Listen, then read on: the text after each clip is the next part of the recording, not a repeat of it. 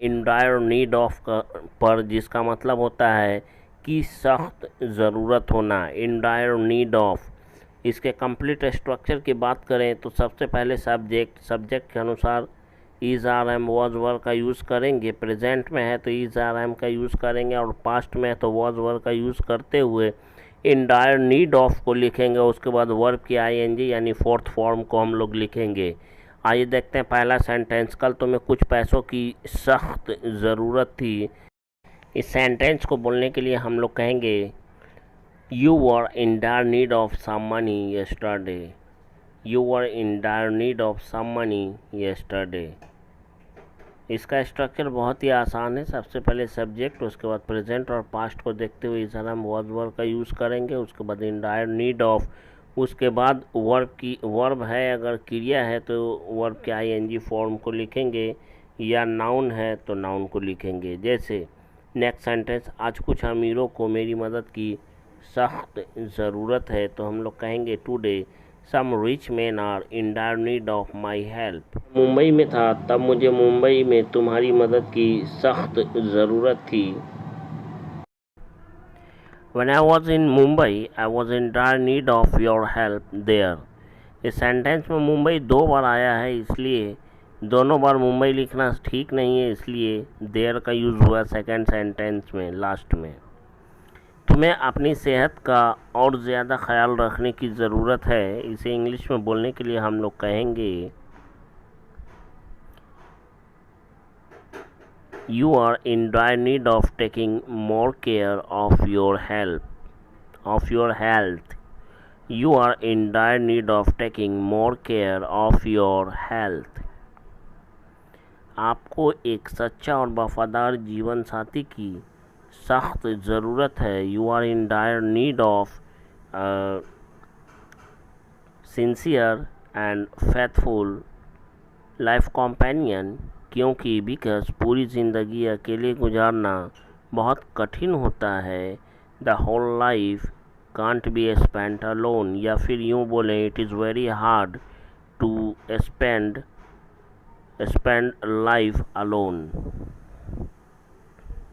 Next हमारा structure होगा से काम चला लेना या से काम चलाना। इसके लिए हम लोग यूज़ करते हैं मेक डू विद का। मेक डू विद, जिसका मतलब होता है से काम चलाना या से काम चला लेना।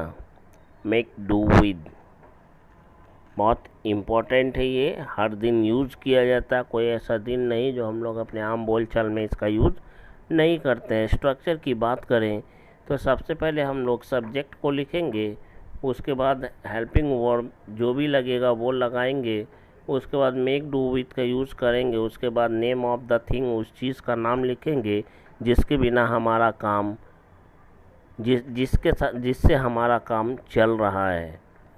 मैं पुरानी मोबाइल फ़ोन से ही काम चला रहा हूँ, तो इसे बोलने के लिए हम लोग कहेंगे आई एम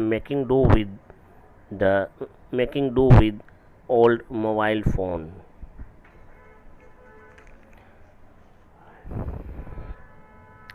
मुझे पुराने कपड़ों से ही काम चलाना पड़ रहा था, तो इसके लिए हम लोग कहेंगे पड़ रहा था, पड़ रही थी के लिए is are am was verb plus having plus to plus verb के फर्स्ट फॉर्म का हम लोग यूज़ करते हैं। अगर नहीं मालूम है तो चैनल का प्लेलिस्ट पर जाकर देखें, वो सारी चीज़ें आपको मिलेंगी जिसकी आपको ज़रूरत है। खैर, I was having to make do with those old clothes because that time I was running short of money.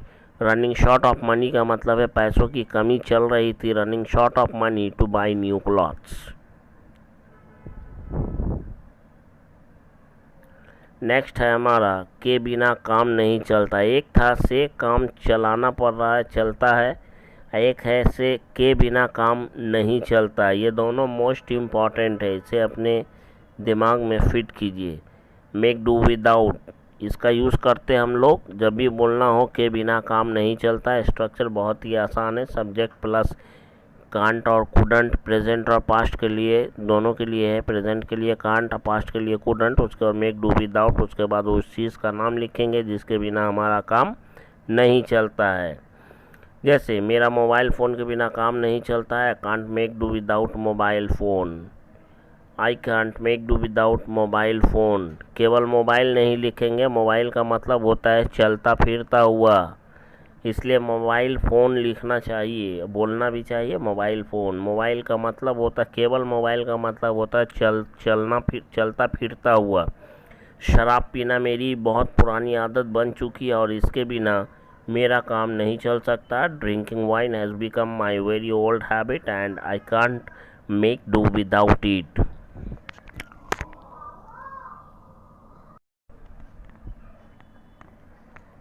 The more you practice, the more you will become fluent in spoken English. प्रत्येक दिन नहाए बिना मेरा काम नहीं चल सकता, या प्रत्येक दिन बिना नहाए मेरा काम नहीं चल सकता। I can't make do without taking bath every day. Next है हमारा महंगा पड़ना, जिसके लिए हम लोग यूज़ करते हैं कॉस्ट डियरली का। और इसके स्ट्रक्चर की बात करें तो स्ट्रक्चर कुछ इस तरह से होगा। महंगा पड़ेगा के सेंस में हम लोग इस स्ट्रक्चर का यूज़ करेंगे। इट विल कॉस्ट, उसके बाद मी यू जिसके बारे में बोलना है उस वो लिखेंगे, उसके बाद डियरली, उसके बाद टू, उसके बाद वर्ब की फर्स्ट फॉर्म।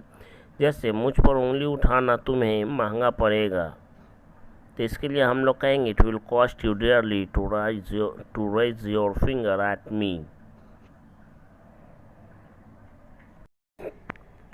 उस पागल लड़की पर हंसना हमें महंगा पड़ेगा। इस इंग्लिश में बोलने के लिए हम लोग कहेंगे it will cost us dearly to laugh at that mad girl. It will cost us dearly to laugh at that mad girl.